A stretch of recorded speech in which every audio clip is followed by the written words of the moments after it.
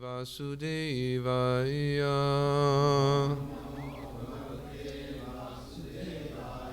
Om Namo Bhagavate Vasudevaya.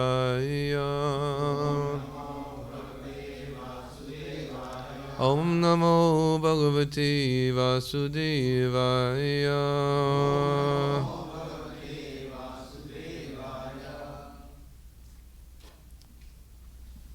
Srimad Bhagavatam, Canto 2, Chapter 9, Text 2.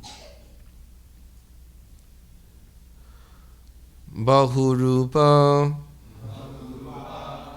Iva Abhati Mayaya Bahurupaya Ramamana Guneshu Asya Mama Aham Iti Manyate Bahurupa Iva Bhati Mayaya Bahurupaya Ramamano Guneshvasya Mamaham iti manyate Bahurupa Iva Bhati Mayaya Bahurupaya Ramamano Guneshvasya Mamaham iti manyate Bahurupa Iva Bhati Mayaya Bahurupaya Ramamano Guneshvasya Mamaham iti manyate.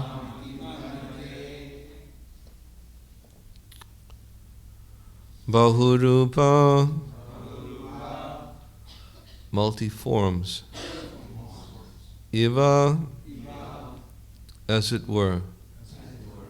Abhati, manifested. Mayaya, by the influence of the exterior energy. Bahurupaya, in multifarious forms. Ramamana, enjoying as it were. Guneshu, in the modes of different qualities. Asya, of the external energy. Mama, mine. Aham, I. Iti, thus. Manyate, thinks. The illusion living entity appears in so many forms which are offered by the external energy of the Lord, and the encaged living entity, while enjoying in the modes of material nature, misconceives, thinking in terms of I and mine. Purport. The different forms of the living entities are different dresses offered by the illusory external energy of the Lord, according to the modes of nature desired to be enjoyed by the living being. The external material energy is represented by her three modes, namely goodness, passion, and ignorance. So even in the material nature, there is a chance of an independent choice by the living entity. And according to his choice, the material energy offers him different varieties of material bodies. There are 900,000 varieties of material bodies in the water, 2 million vegetable bodies, 1,100,000 worms and reptiles, 1 million forms of birds, 3 million different bodies of beasts, and 400,000 human forms.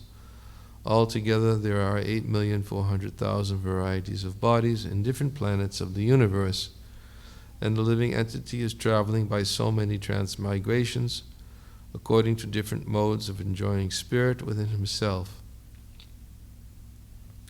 Even in one particular body, the living entity changes from childhood to boyhood, from boyhood to youth, from youth to old age, and from old age to another body created by his own action. The living entity creates his own body by his personal desires, and the external energy of the Lord supplies him the exact form by which he can enjoy his desires to the fullest extent. The tiger wanted to enjoy the blood of another animal, and therefore, by the grace of the Lord, the material energy supplies him the body of the tiger with facilities for enjoying blood from another animal. Similarly, a living entity desiring to get the body of a demigod in the higher planet can also get it by the grace of the Lord. And if he is intelligent enough, he can desire to get a spiritual body to enjoy the company of the Lord, and he will get it. So the minute freedom of the living entity can be fully utilized, and the Lord is so kind that he will award him the same type of body that he desires. It is like dreaming of a golden mountain. A person knows what a mountain is, and he knows also what gold is. Out of his desire only, he dreams of a golden mountain, and when the dream is over, he sees something else in his presence. He finds in his awakened state that there is neither gold nor a mountain, and what to speak of a golden mountain. The different positions of the living entities in the material world, under multifarious manifestations of bodies, are due to the misconception of mine and I. The karmi thinks of this world as mine, and the jnani thinks, I am everything. The whole material conception of politics, sociology, philanthropy, altruism, etc., conceived by the conditioned souls, is on the basis of this misconceived I and mine. And this I and mine are products of a strong desire to enjoy material life. Identification of the body and the place where the body is obtained under different conceptions of socialism, nationalism, family affection, and so on and so forth is all due to forgetfulness of the real nature of the living entity, and the whole misconception of the bewildered living entity can be removed by the association of Shukadeva Goswami and Maharaj Parikshit, as all this is explained in the Srimad Bhagavatam.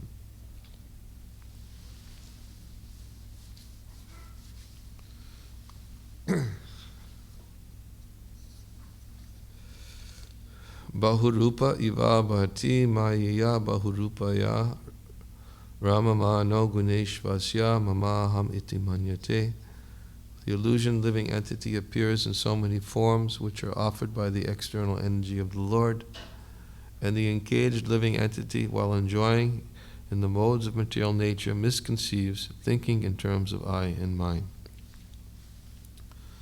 Om Agyana Timirandasya Gananjana Salakaya Chakshur Unminitam Yena Tasmai Shri Gurave Namaha Mukam Karoti Vachalam Pangum Nangayate Garim Yat Kripa Tamaham Bande Shri Gunandina Tarana Namah Om Vishnu Padaya Krishna Prastaya Bhutale Shrimate Bhakti Vedanta Swamin Iti Namane Namaste Saraswati Devi Gauravani Pacharane Niyavashesha Shanyavari Pastuchade Satarane Jai Shri Krishna Chaitanya Prabhu Nityananda Shri Advaita Gadadhar Shivasadi Gaura Bhaktivinda Hare Krishna Krishna Krishna Hare Hare Hare Rama Rama Rama Hare Hare.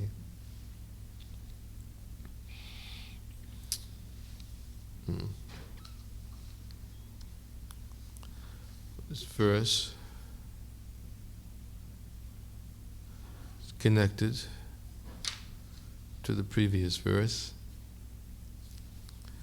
Shukadeva Goswami is explaining that unless one is influenced by the energy of the Supreme Lord, there's no meaning to the relationship of the pure soul and pure consciousness with the material body. Why does the living entity identify with material nature because he is under the influence of the Lord's very powerful illusory energy. That illusory energy and the ability to forget is also a creation of the Lord.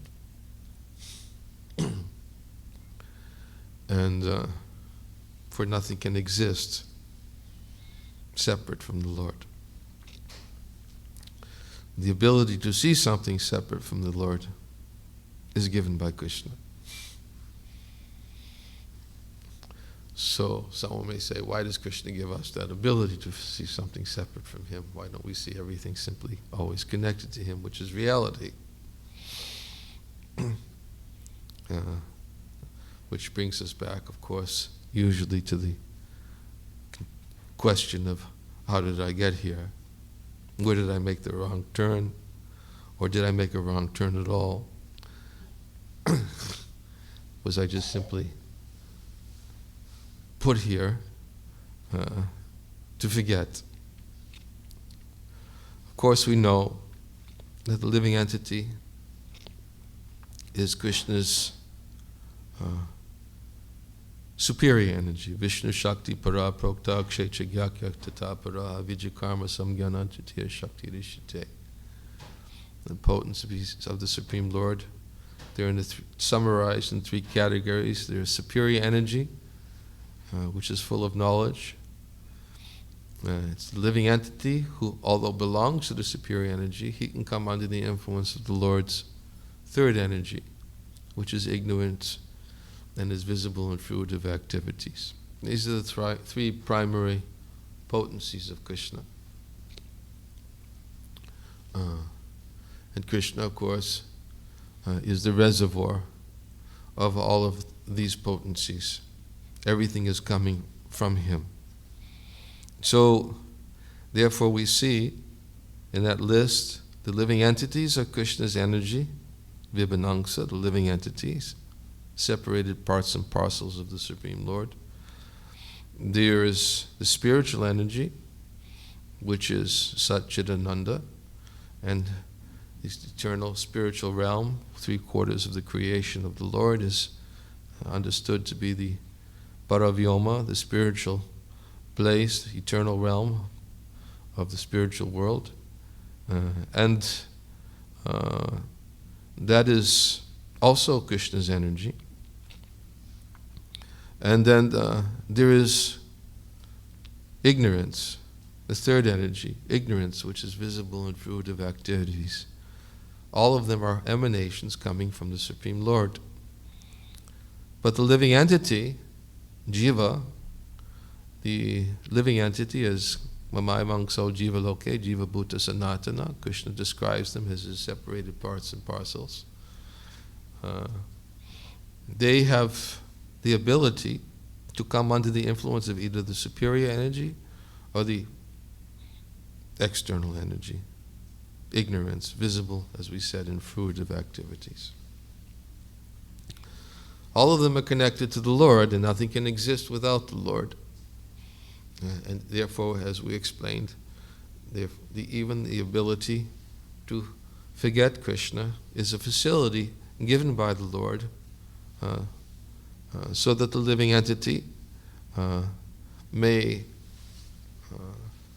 take an illusory position of trying to be the supreme enjoyer. If we try to trace back the original cause, how is it took that place? At what point did I make that choice? Where in time did I turn the wrong way? Why did I turn away from Krishna? Why did I ever think of leaving if I was so happy? Well, we understand that the living entity's position is that he always has freedom to choose. Even now, right now, there's the freedom to choose to hear Srila Prabhupada and Shukadev Goswami speak the message of Srimad Bhagavatam. That is choice. Some have come for this morning's class, some chose and heard about it and chose to not come to class. That is their choice. Some who are here in class right now, They may decide, I don't want to hear, he can leave. It is their choice. Everyone always has the freedom to choose, and even right now, we have the freedom to choose. Because that freedom is the actual intrinsic characteristic of the soul, is the freedom to choose. And therefore Prabhupada makes that point here in the commentary. He says that that all these different forms of life which the illusion living entity appears in, they're all facilities created by the Lord. Of course, all the different material bodies in the material universe are creations by the secondary creator, Lord Brahma. And the seed of creation, of course, for all of these things is given by the Supreme Lord in his manifestation as Mahavishnu. But nonetheless, all these different varieties of forms are available due to the living entity's desire. Where was it? I'm looking for that. Yes, the living entity creates his own body by his personal desires. And the external energy of the Lord supplies him the exact form which he can enjoy his desires to the fullest extent.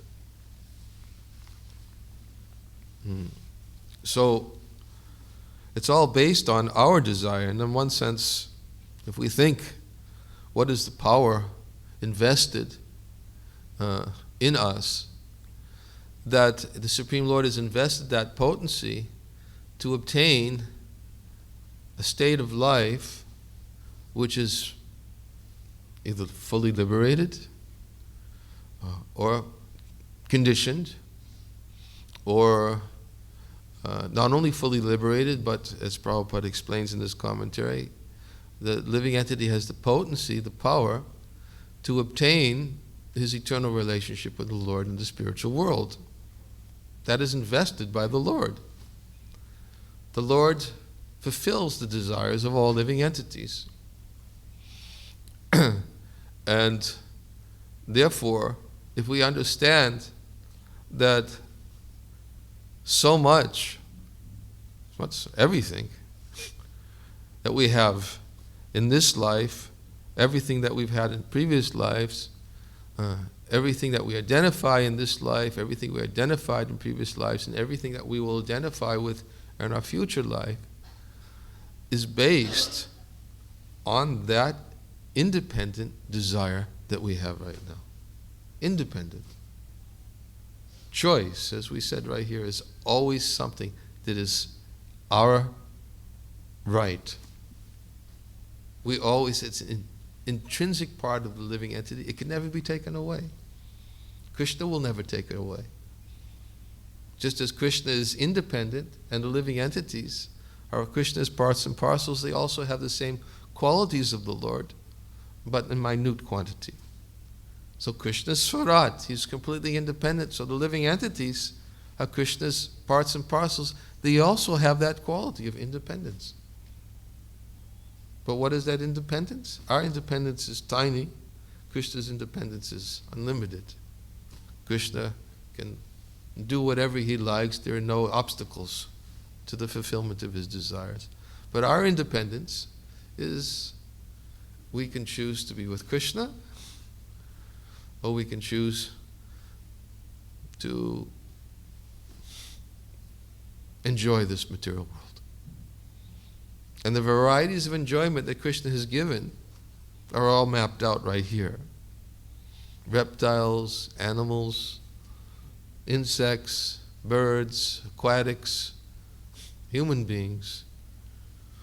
Whatever desires we have, whatever the prominent desires that are there within our hearts to enjoy this world, then there is a suitable facility, a according to the desires. It's not that the living entity, as Prabhupada used the example, the living entity thinks that, very deliberately thinks, I want a tiger's body. Please give me a tiger's body. But what is the human body is not necessarily the best facility for drinking the blood of other animals. So if somebody wants to drink the blood of animals, you can do it in a much better body. Why do you have to have a human body, which is a greater facility? There's a much greater facility in a human body for something much better than drinking blood of animals. So if somebody says, I don't want to use the human body for its primary purpose, I like drinking blood of animals. Why should I? So material nature arranges. Why should he have a human body? He wants to drink blood of animals. Let him take birth as a tiger. Of course, the super soul arranges all that through the agency of material nature. So many desires, unlimited desires. We can go one by one through a long list of all the different types of desires that a living entity in the material body becomes obsessed with, wanting to enjoy. And therefore, if the living entity doesn't try to overcome the animalistic propensities for enjoyment of this world, then he's simply creating a body in his next life by his own desire. It's not Krishna that's forcing us. It's our desire. He's ready to fulfill whatever desires we have. That is the position of the Supreme Lord. That's what you want. That's what you can have. I always think, that was one of my favorite stories I heard just early days when I joined the movement. Probably one of the first stories that stuck in my mind. It was a story that was told by Johnstrom Swami in a class. I think it was in 1973, maybe. And I've repeated it so many times, but it's the perfect example of the power of the illusory energy. And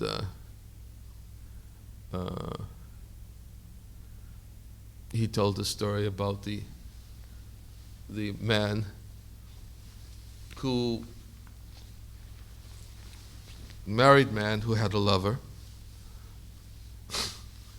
and the chaste, devoted wife who knew of this relationship and made every attempt to bring her husband back to his chaste position in their relationship of married life. And describes how that when the woman finds out from her husband that he has a paramour, that he's going and has a relationship, he asks, what is it that she does that I can't do? I'm your wife. I love you. I'm ready to do anything for you. Please tell me, what is it that she does better?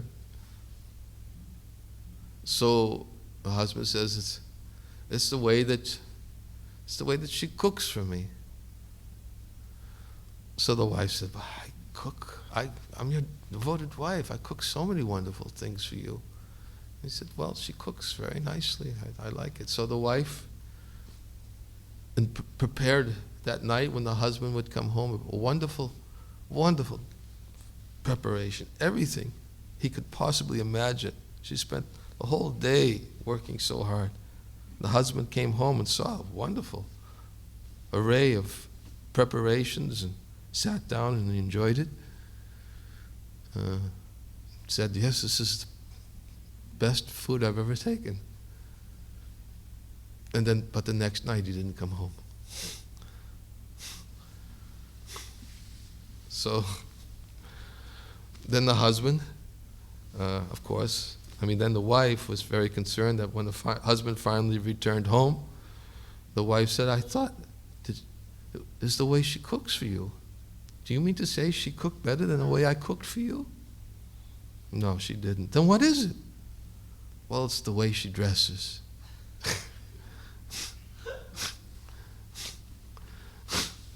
So then the wife, again, she went all out. She did everything. She went out, hair, clothes, opulent clothing, cosmetics. She made herself look so attractive that it was not possible that any woman could be more appealing to this man than she was. And the husband came home and saw the beauty of his wife, was overwhelmed. So finally she thought, I've been successful. There's no way he's going to go back to this woman after she sees this. But the next night he didn't come home. And then when the husband returned home again, then the wife said, okay, does she dress better than I did? The husband said, no. Then what is it? What is it? What does she do? And the husband says, it's the way she kicks and bites me. And the wife says, kicks and bites you? You want to be kicked and bitten? I love you. I can't kick and bite you. You want to be kicked and bitten? Go. What can I do? So, this is Krishna. He does everything. He's the perfect friend. He's the perfect lover. He's the perfect son. He's the perfect everything. Nobody more attractive than Krishna. Krishna's the perfect everything. There's no more perfect relationship. You can't have a better relationship with anybody than with Krishna because it's forever. And he'll always reciprocate fully because he gives himself completely. Completely. But if you want to be kicked and bitten, I've tried everything. I'm giving you everything. Everything is, if you want me, I'm yours. I'm ready. Yaya tamam prapachate tangs taiva bhajamyaham. As you surrender to me, I'll reward you accordingly. If you want me, I'm ready to give you myself. I'll be your friend. I'll be your lover. I'll be your son. I'll be everything so perfectly that you won't know anything else, anyone else, except me. I'll be able to captivate your heart unlimitedly, eternally. But you want to be kicked and bitten? No place for you here. So here's a place to be kicked and bitten. And therefore, because of that desire, although all facility is there, because our desire, our choice, we find ourselves in a place being kicked and bitten, and yet we still want to stay. We still think there's something here. There's some relationship. There's some... Why? Look at our daily activities, how we become so captivated by so many desires.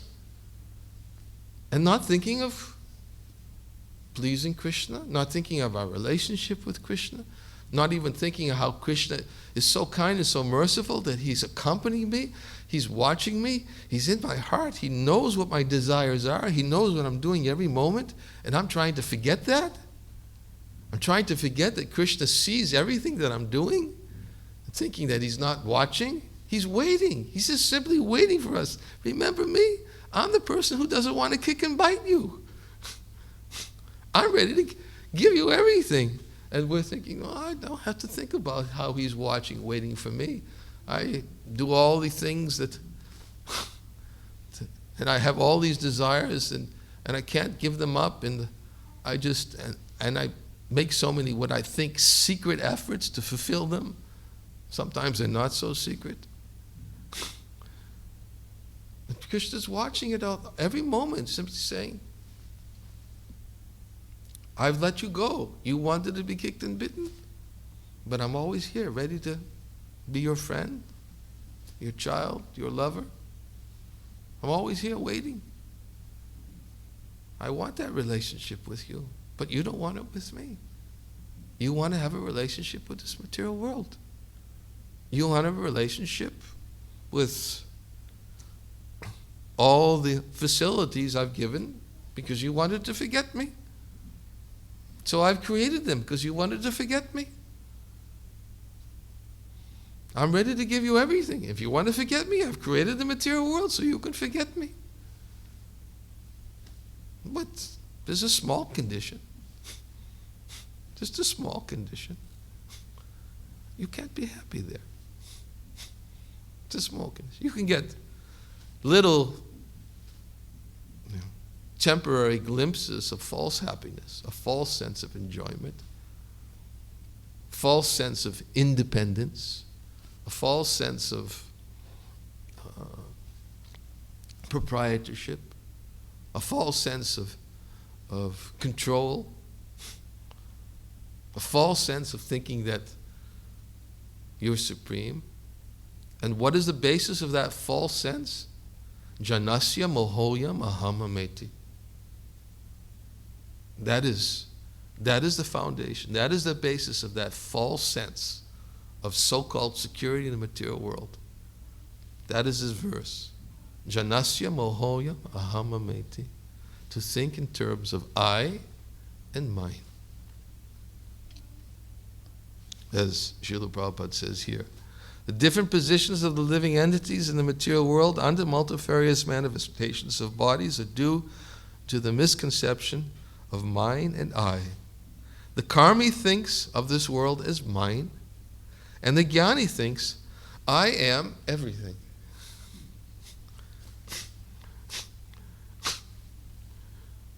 I and mine. So someone may think, oh yes, the jnani is very elevated. Jnani is filled with so much knowledge. But he thinks he's one with everything. With this, I am the Supreme. I am the Supreme Lord. Everything here is, I one with it. Therefore, these different conceptions of I and mine, Janasya Mohoya Mahamameti, this is the foundation of our connection with the material world. And therefore, as Prabhupada explains, that in this material world, these conceptions of I and mine are manifested in these different identification of the body and the place where the body is obtained. Excuse me, no, that's not what I'm looking. The whole material conception of politics, sociology, philanthropy, altruism, etc., conceived by the conditioned souls is on the basis of this misconceived I and mind and mine. And this I and mine are products of a strong desire to enjoy material life. Identification of the body and the place where the body is obtained under different conceptions of socialism, nationalism, family affection, and so on, and so forth, is all due to forgetfulness of the real nature of the living entity. And the whole misconception of the bewildered living entity can be removed by the association of Shukadev Goswami and Maharaj Parikshit, as all this is explained in the Srimad Bhagavatam. So all these different conceptions of socialism, nationalism, family affection, and so on. So how to break free from these false identifications? As we know, we should know,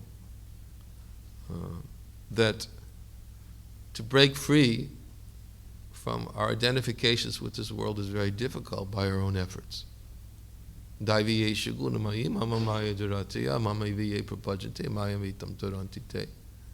Krishna says, you try to break free from my material nature, my mama maya. This is my material nature. Try to break free, it's very difficult. Divine nature of mind, consisting of three modes of material nature, is very difficult to overcome, but anyone who surrenders unto me can easily cross beyond it. Breaking free from the illusory conception of identification with material energy is by our own efforts alone is impossible. But Krishna, who's the controller of the material energy, when he says to the material energy, release him. Release. It's very simple. One, release. But why will Krishna order the release of the living entity? Unless he actually desires the only other alternative. There's only one alternative. That's our independence. That's our choice. He won't order the release unless we want him. But until we show him we want him, we're trapped. And fight as we wish to break free from the powerful illusory energy, it is impossible to break free. We cannot do it by our own strength. And that's what the Jnanis think. The Jnanis, they think that by their own mental strength, by their own intellectual capacity, by their own philosophical understanding, their own renunciation of, they try to renounce this world, but they still, because they fail to take shelter of Krishna's lotus feet, they fall again to this material position, this material tabernacle. They can't be released eternally. They fall again and again. Yinyi Rava Daksha, Vamukta Maninas, as Lord Brahma describes. They fall down from the position of emergent superiority because they fail to take shelter of Krishna's lotus feet. Although they perform severe austerities and penances to achieve the highest position, their intelligence is impure. So they cannot. Even the Jnanis, they cannot. The only way to break free from this powerful illusory energy is taking shelter in Krishna consciousness. Taking shelter in Krishna, and when Krishna sees, oh, he wants a relationship with me, then detachment automatically comes. Release automatically comes. But that's all depends on us. It's not that Krishna is going to immediately give us a what is it? It's a word that I'm looking for. It's not coming to my mind.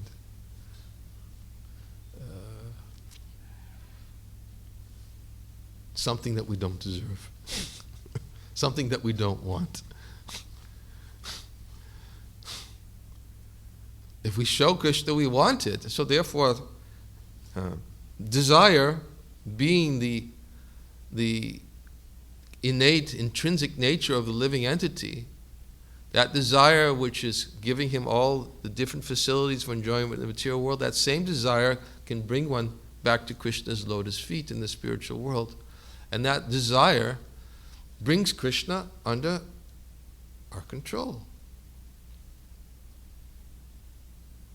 The unalloyed devotional service, Krishna says to Uddhava, rendered to me my devotee, brings me under his control.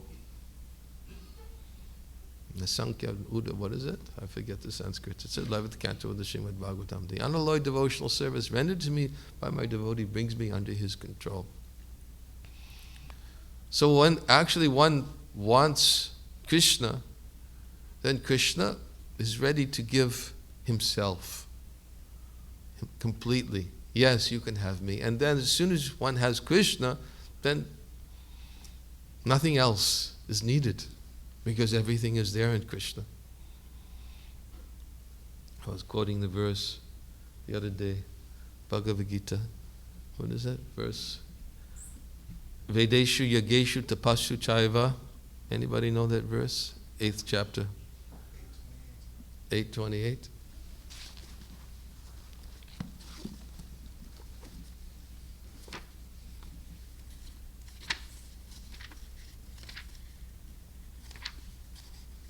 Vedeshu Yageshu Tapasya Chaiva Daneshu Yat Punya Palam Pradishtam Atyeti Tatsarvam Idam Viditva Yogi Param Stanam Upaiti Chadyam. A person who accepts the path of devotional service is not bereft of the results derived from studying the Vedas, performing austere sacrifices, giving charity, or pursuing philosophical and fruitive activities. Simply by performing devotional service, he attains all of these. And at the end, he reaches the supreme eternal abode. So anything that one wants in this world is automatically obtained within devotional service. It's all there. You want it separate from Krishna, you can have it, but you can't keep it, and it won't satisfy. But if you want Krishna, you get all of it. And you also get Krishna. And you go back to the spiritual world at the end of this life. So cultivation of desire. That is the point we spoke of last night. Atchitan samadhatam nashik nosi maistiram abhyasu yugenatat mami chaptam dhananjaya. If you can't always think of me, follow the regulative principles of Bhakti Yoga. In this way, cultivate the desire to attain to me, Krishna says.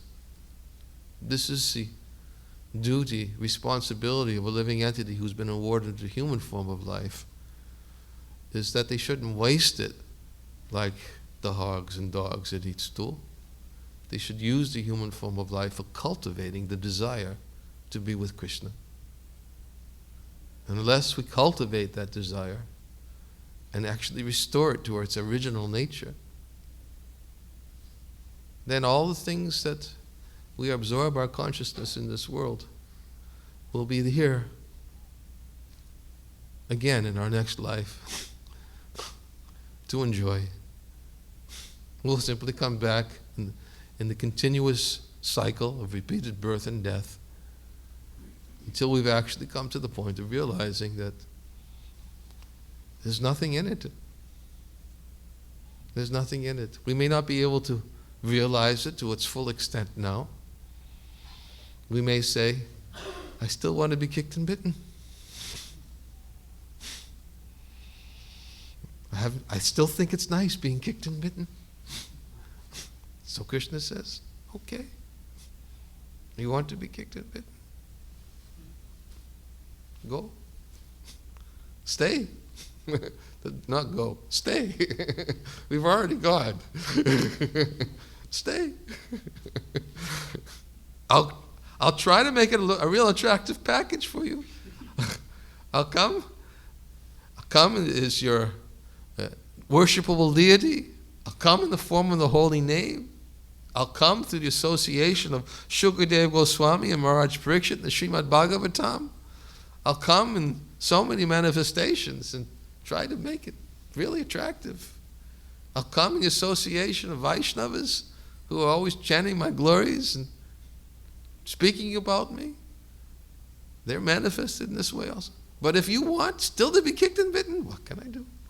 Stay. If you want to neglect these things and give more credibility, more importance to all these other desires, okay, stay.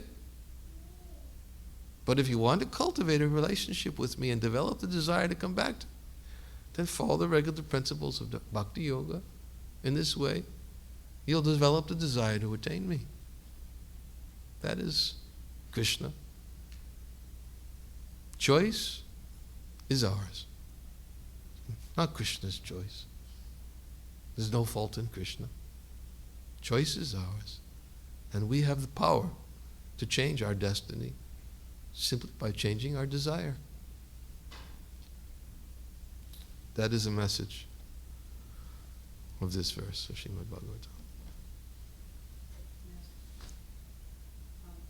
So in story, Yogananda was explaining about this particular thing. It appears that the living entity deliberately is making a choice to be kicked and bitten. In other words, it's making a choice of the external things of God. So what is the root cause? What is the source of this propensity to make the choice of deliberately being kicked and bitten? No? Yeah, if we analyze the situation, what is the root source, the source of this propensity to be, I want to be delivered instead of nice static Krishna consciousness coming to me. The wife is making everything every time. See, I taste that, and again I go back and want to be delivered. What is the source of this propensity in the beginning or now? Envy.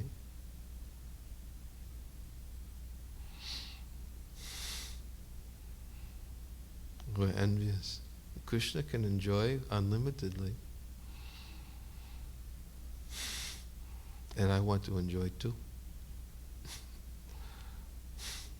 Prabhupada speaks about that in one commentary in the second canto of the Bhagavatam. I can't remember where it is. But it's here. He speaks about that. It is that envy. And then Prabhupada explains that in the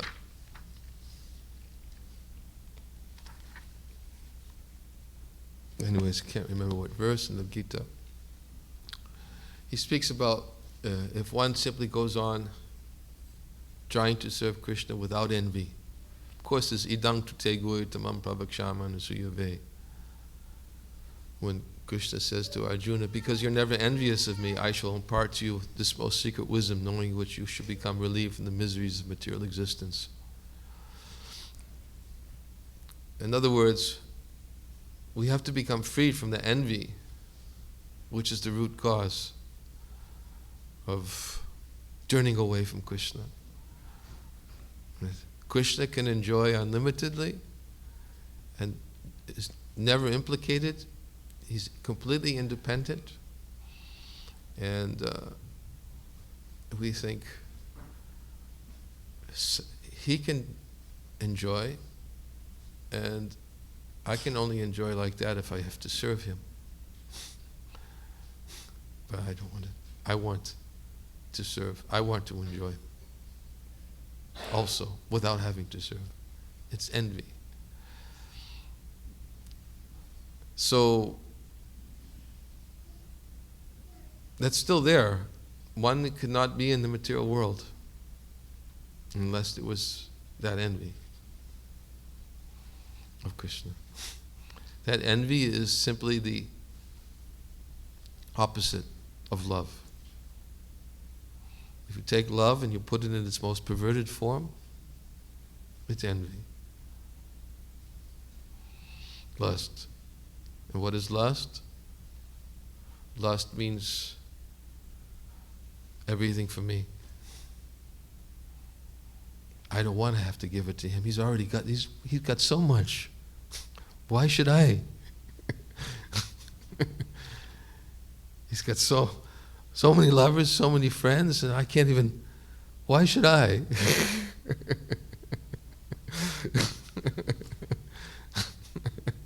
Everything for me. That's lust. That's the complete opposite of the spectrum. Is lust, which is based on envy. Why would I want everything for myself? Well, of course, sometimes people will say, well, I don't want everything. But me first, and whatever I don't need, I'll give to Krishna. And then if I give to Krishna what I don't need, then maybe, he'll give me something better. It's still envy. Krishna's not first. I remember, I'm sorry to use this example. Before I came to Krishna consciousness, I was living with a woman. We were about to get married, but I decided I wanted to become Krishna conscious, to become a devotee, and I invited her to come. She said, I can't be number two.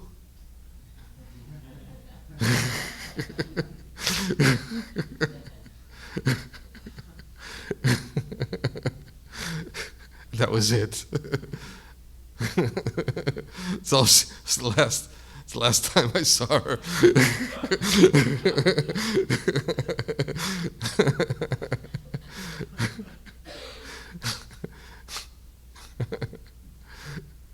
This is it. It's want to be number one. Want everything. Cannot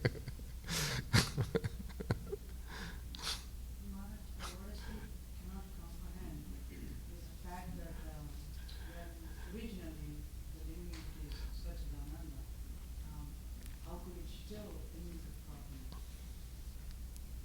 This is the question that goes on and on and on. I try to avoid bringing it into the theme of this class so we don't become obsessed by it.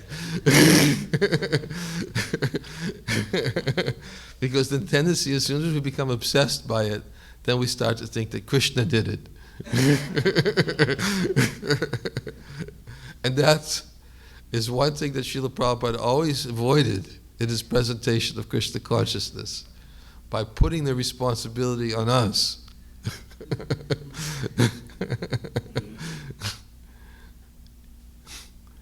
Choice was there at some point in the Tatashta realm, because the living entities are actually Krishna's Tatashta Shakti.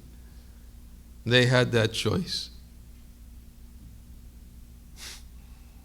That choice was there from Tatashta, and we made that choice. I just realized, Maharaj, that envy can also take the form of trying to belong to Krishna in his form. Huh? I was just saying, envy may also take. That's exactly what I was trying to say. That's how envy takes the form. To blame it on Krishna. He did this. He's the supreme controller. He could have done it some other way.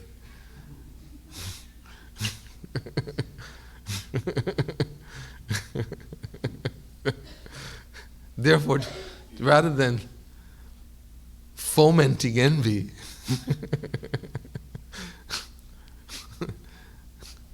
we should be careful to take full responsibility.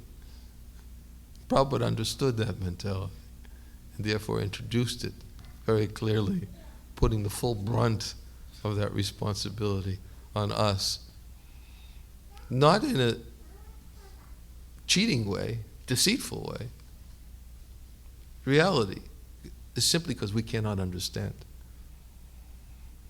And Prabhupada, gave so many different examples why it's difficult to understand in our conditioned state. And we try. Just even try to understand something that has no beginning. How can we do that with her? Can you think of something?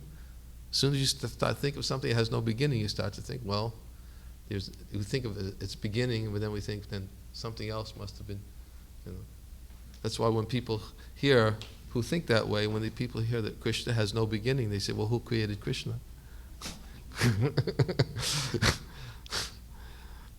No, Krishna wasn't. No. Everything according to our conception of our time, because we're still under the influence of time, we're under the influence of material energy, we still have this, it's inconceivable. It's achintya, inconceivable. So therefore Prabhupada always tried to avoid, by making us understand that, try to understand that original is inconceivable in our current conditioned state. So rather than fomenting our envy, take full responsibility. It was our choice.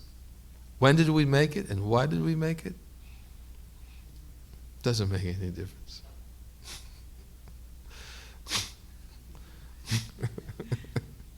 Yes.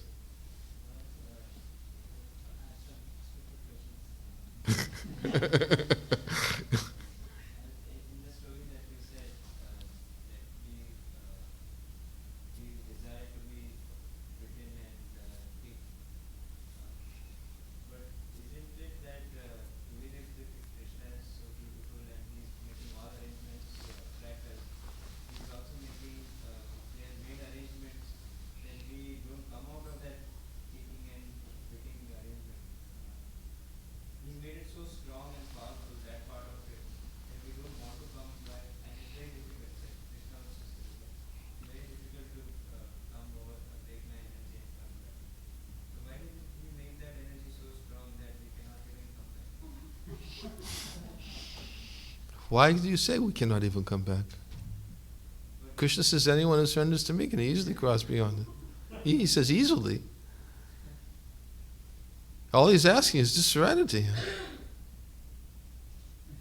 That's all he's asking. And he's making both the things powerful now. Like, he's also powerful, he's making his energies also powerful. If he would have made that energy,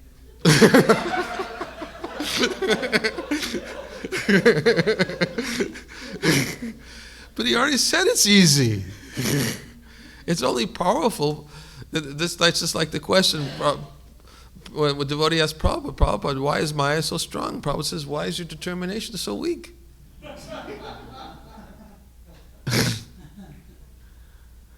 Prabhupada answered that question. Why is your determination so weak? You have the determination, ability to make it very easy. He's given it to you. Why do you think it's so strong? Because your determination is weak. That's why you think it's so strong. You have to want Krishna. Now prove it to Krishna.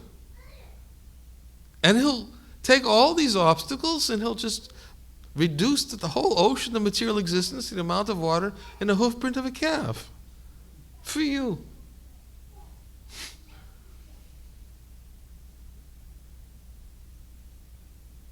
Therefore, it's our desire. Krishna says, okay. So it may appear to be very powerful, insurmountable, but all Krishna just says is okay. It appears that way. It appears that way because you still desire to be there.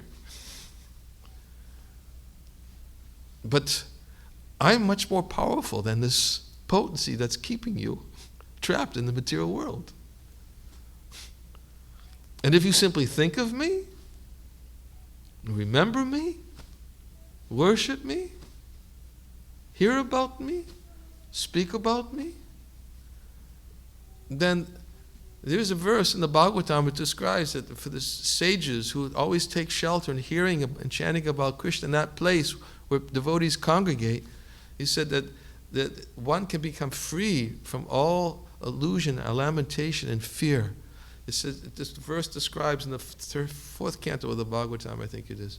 It's like being caught up in a river, and the example is that just as it's very difficult to overcome the influence of a river by our own strength, but anyone who takes shelter in hearing and chanting about Krishna in that place, then that becomes far more powerful and then pushes back the influence of the river so that one can become free from all illusion, lamentation, and fear. So all Krishna is saying, it becomes very easy. I'll remove all the obstacles if you just remember me. It's all he's asking. So you may say, why is it so difficult? Why is your determination so weak?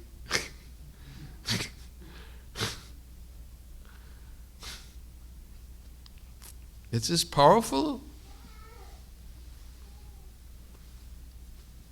It is very powerful. Krishna's made it powerful that way because most living entities who are in the material world are here for a reason. That's what they wanted. So therefore the material energy there's two potencies. One is which throws the living entity into Maya, and the other power of the material energy keeps them there. It functions in two ways. One is the throwing potency, and the other one is the potency to keep them there. So you may say, why did Krishna just remove the potency to keep us here? And just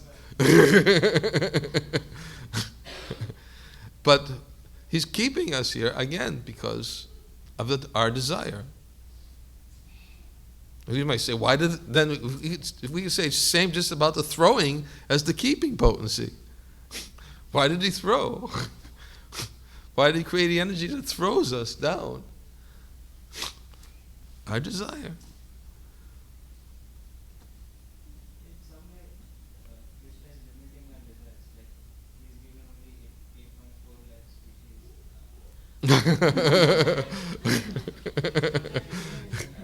can be anything, you can't be anything out of that. Not enough, huh?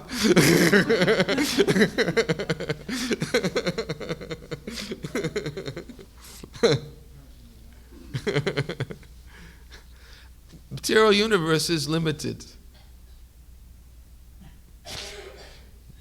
It is limited. Spiritual is unlimited, but the material universe, there are limitations.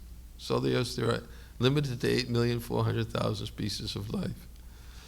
If you wish to accept the body of 8,400,001, then make that your sadhana, and Krishna will give it to you.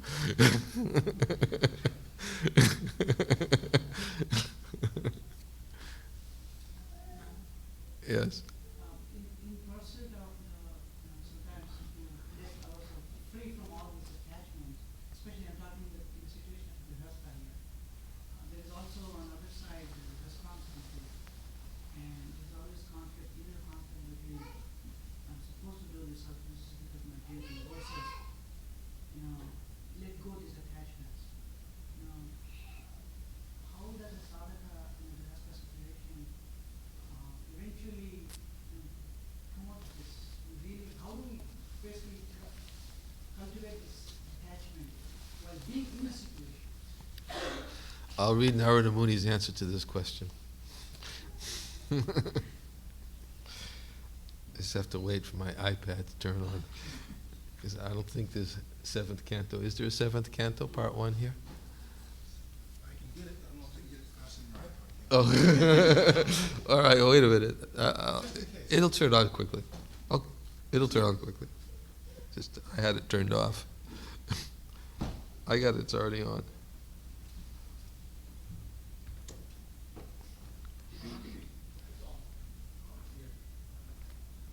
Well, even though it's on now, I have to get there. Okay, Srimad Bhagavatam.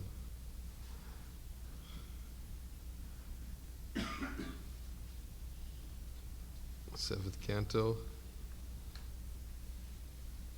Oh, get the Bhagavatam. I have to wait for it to. We'll see which one comes first.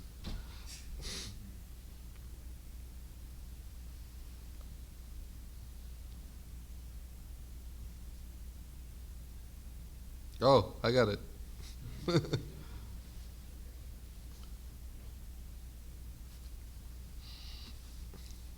So,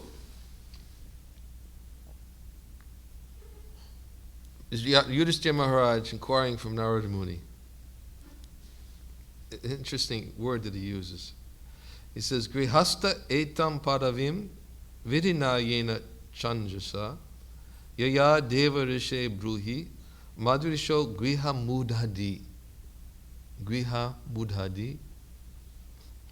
Griha mudhadi. Huh?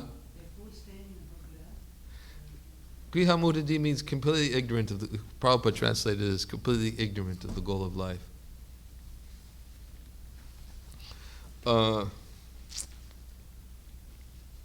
So he asks, O my Lord, O great sage, kindly explain how we, grihastas, who are staying at home without knowledge of the goal of life, may also easily attain liberation according to the instructions of the Vedas. Okay. First, I'm getting to 2 verses past this, but I'll read everything. Narada Muni replied, My dear king, those who stay at home as householders must act to earn their livelihood, and instead of trying to enjoy the results of their work themselves, they should offer these results to Krishna, Vasudeva. How to satisfy Vasudeva in this life can be perfectly understood through the association of great devotees of the Lord.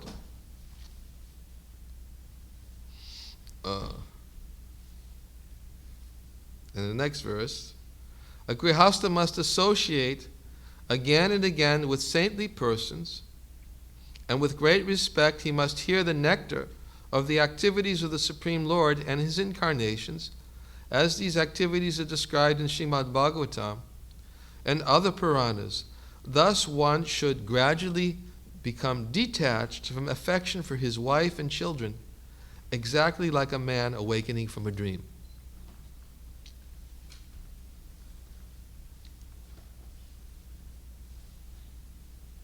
Oops. Sorry, this is not cooperating.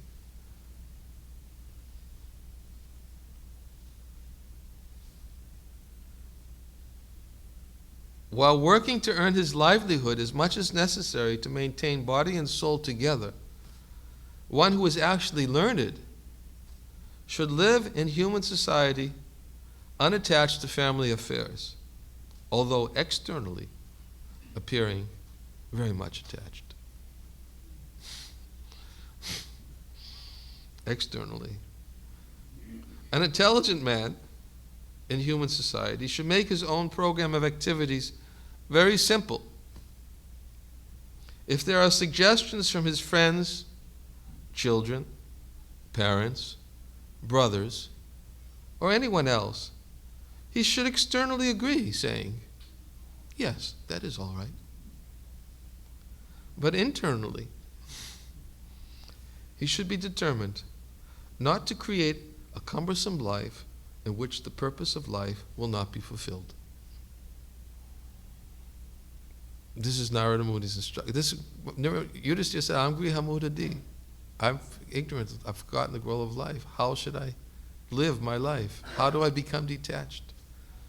So essentially what Narada Muni is explaining here is should earn a livelihood, honest means of livelihood to maintain body and soul together.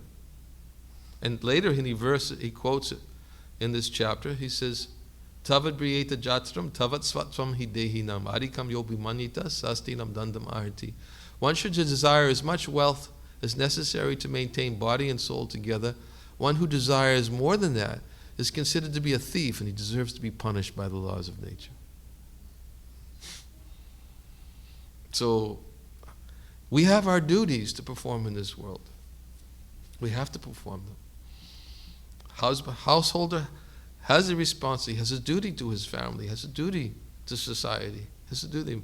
And although the verse describes Devar Shibutaptaninam Patrinam Nankinkaronayam Anivcharajan, anyone who completely surrenders to Krishna is no longer a debtor to anyone, not the sages, nor the forefathers, nor humanity, nor kinsmen, nor people in general. Yes, but we cannot take that verse and artificially apply it as a means to avoiding our duty and not being surrendered to Krishna. Both have to be there. Complete surrender to Krishna has to be there. Many people will take that verse and they'll say, oh, I don't have duties to family, society, forefathers, kinsmen, but at the same time, I'll say that I'm surrendered to Krishna so that I don't have to fulfill my obligations. But actually, it's because I just don't want a cumbersome way of life. I don't want to have to be burdened by all these obligations. That's not surrendered to Krishna. So yes, for one who surrendered to Krishna, he is no longer. But while we're still in the process of surrendering, we have our duties to fulfill. To family, to society, to friends, forefathers.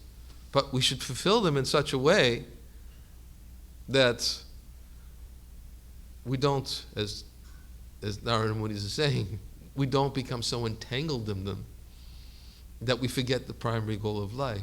Therefore, what is the first and foremost duty Narada Muni gave? That if you want to gradually become free from these attachments to these things, you have to hear the message of Bhagavatam and the association of saintly persons regularly so that you'll become gradually detached from these things, just as a person gradually awakens from a dream. But everything is dream. All these other commitments, they're actually their dreams. That's not our real obligation, that's a real commitment. But because we've so committed ourselves to them, they seem to be real. But we have to gradually awaken ourselves. But we should also at the same time minimize our connection with them by not becoming overly entangled in endeavoring to do more than is necessary to maintain body and soul together. And that's always the difficult line that people have a difficult time to follow. What is it do I need and what is it that I want? And most people start thinking, that I'm in anxiety if I don't have it, therefore I must need it.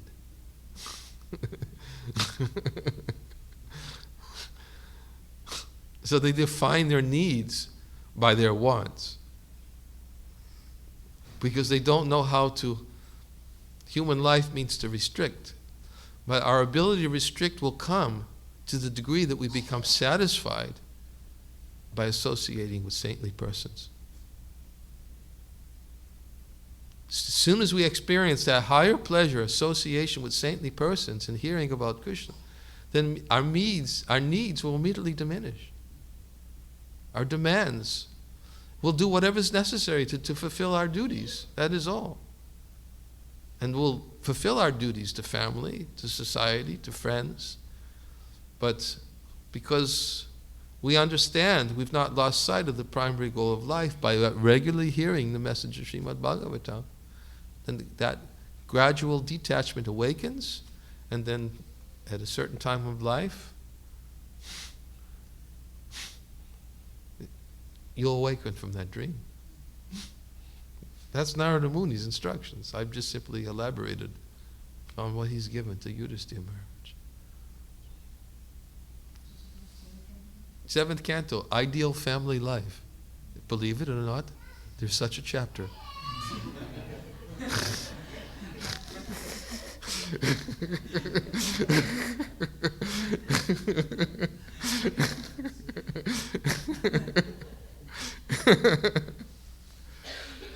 I have to stop here. Okay? Thank you. Hare Krishna. Glories to Srila Prabhupada.